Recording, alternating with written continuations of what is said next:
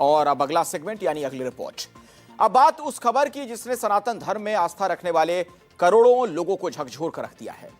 भक्ति और आस्था का सबसे बड़ा केंद्र अयोध्या, जहां 500 साल के संघर्ष के बाद श्री राम लला मंदिर वहां पर उसका निर्माण होता है।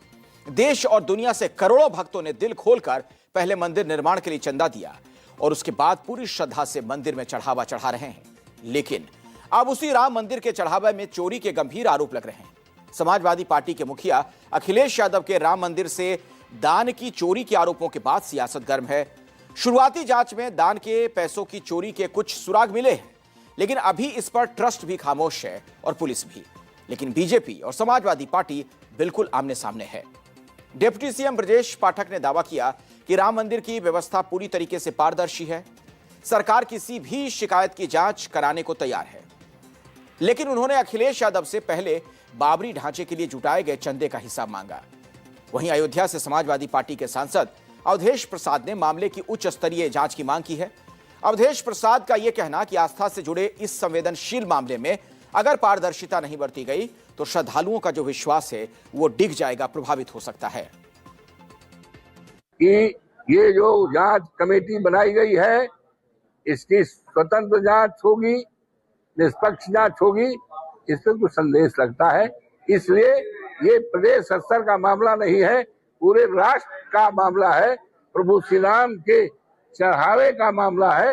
इसलिए माननीय उच्चतम न्यायालय द्वारा गठित टीम के आधार पर ही जांच होनी चाहिए और जांच होने के पहले जो मौजूदा ट्रस्टी हैं, ट्रस्ट में रहने वाले लोग हैं, ट्रस्ट को भंग कर दिया जाए। अवधेश प्रसाद कह रहे हैं कि जो चोरी हुई है राम मंदिर में, इसमें व्यापक स्तर की एजेंसी जांच करनी चाहिए, एसआईटी से काम नहीं चलेगा। आप उनसे पूछो, बाबरी मस्जिद में चंदा इकट्ठा तो उसके बारे में एक बार बात करके देखें।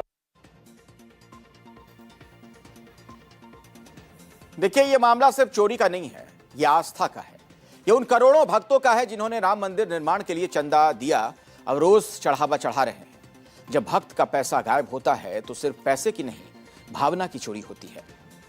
मामले के सामने आने के बाद योगी आदित्यनाथ सरकार ने जांच के लिए एसआईटी गठित कर दी है। शुरुआती जांच में मंदिर के 50 कर्मचारी शक के दायरे में हैं। दरअसल रामलला के गर्भगृह और दर्शन पथ के पास रखे दान पात्रों से जो भी नकद निकाली जाती है उसे राम जन्मभूमि परिसर के अंदर ही बने एक गोपनीय कक्ष में ले जाया जाता है। सुरक्षा कारणों से इस कमरे की सटीक स्थिति को बेहद गुप्त रखा जाता है। इस कमरे में बाहरी लोगों का प्रवेश भी पूरी तरीके से वर्जित होता है। इस कमरे में चढ़ावे की गिनती के लिए कुल 50 कर्मचारियों की मौजूदगी रहती थी। ये कर्मचारी 3 तरह के हैं। 24 कर्मचारी तो नोट गिनकर उनके बंडल बनाते हैं। ये कर्मचारी प्राइवेट एजेंसी के जरिए ट्रस्ट ने रखे हैं। 12 कर्मचारी ट्रस्ट के हैं जो इन 24 कर्मचारियों पर नजर रखते हैं, यानी एक कर्मचारी के हिस्से में निगरानी के लिए 2 कर्मचारी थे। 14 कर्मचारियों में एसबीआई के कर्मचारी हैं और टीसीएस की ऑडिट टीमों के सदस्य होते हैं। इस बीच दान के पैसों की गिनती करने वाले 5 कर्मचारियों के नाम सामने आए। इन कर्मचारियों में शामिल अनुकल्प मिश्रा, लवकुश, राजेश पाठक, रामशंकर उर्फ टिन्नू यादव, केडी तिवारी समेत कुछ अन्य कर्मचारी संदेह के घेरे में हैं। पुलिस ने इनके घर की तलाशी ली। खबर यह है कि कर्मचारी के घर से 10 लाख नकद मिले हैं। हालांकि उसके पिता का दावा यह कि यह रकम उनके पास अपनी जमीन बेचकर आई है। और जैसे जैसे जांच आगे बढ़ रही है वैसे वैसे बयान भी तल्ख होते जा रहे हैं। अखिलेश ने पूरे मामले में पारदर्शिता और निष्पक्ष जांच की मांग उठाई।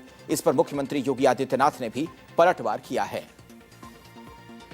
अब आप देखिए, चढ़ावे की चोरी के बाद कितना दुर्भाग्य है कि हमारे धर्म के और मंदिर के लोगों की जांच पता है कौन करेगा? अधिकारियों। बताओ, हमारे धर्म में को आगे बढ़ाने वालों की जांच अधिकारी करेंगे।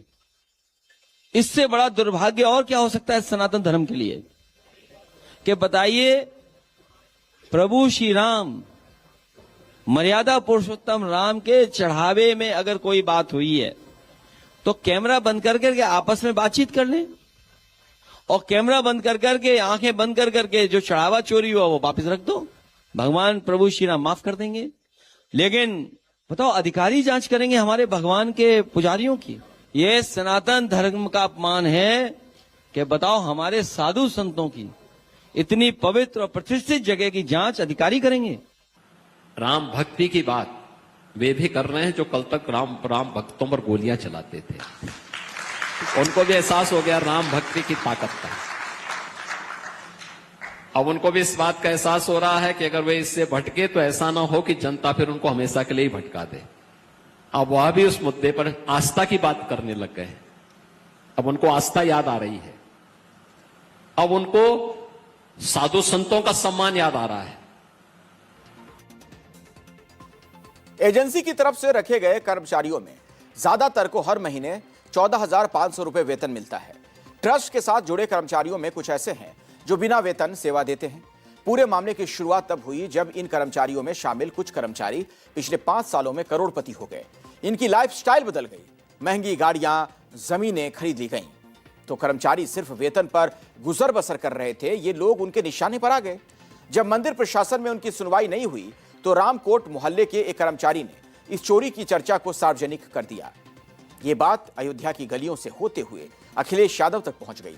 अब ये देश भर की सुर्खियों में है। विवाद बढ़ने के बीच राम मंदिर निर्माण समिति के जो अध्यक्ष हैं नृपेंद्र मिश्र, वो सामने आए।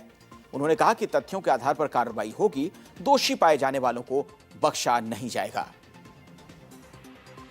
टीम एसआईटी की है, वो शीर्ष स्तर पर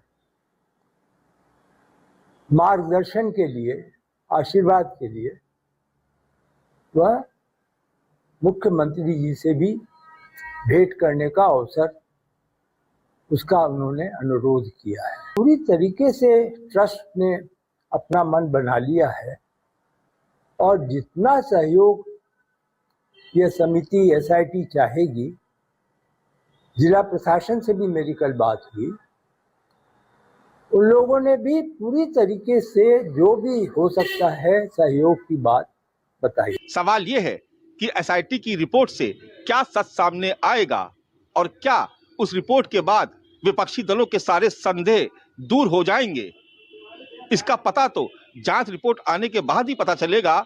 लेकिन फिलहाल जो स्थिति है कि अयोध्या से चढ़ावे की चोरी को लेकर जो सियासी आंच उठी है, उसकी तपिश अब लखनऊ तक महसूस की जा रही है।